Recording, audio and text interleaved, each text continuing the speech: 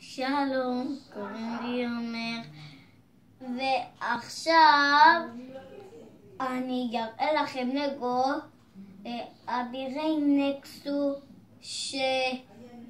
שהוא סוג של מכונית. עכשיו אני אראה לכם את הדמויות. ואין הרעים, אין שתיהם. וזה קליי, וזה שתי העוזרים האישיים של קליי, ואין שתי מגנים להחלפה של קליי. עכשיו נעבור ללגו. הנה זה הלגו.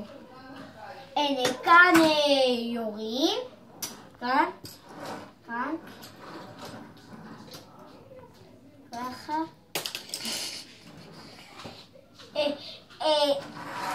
ואם לוחצים כאן, משתחרר שתי אופנועים של הרובוטים. נכון.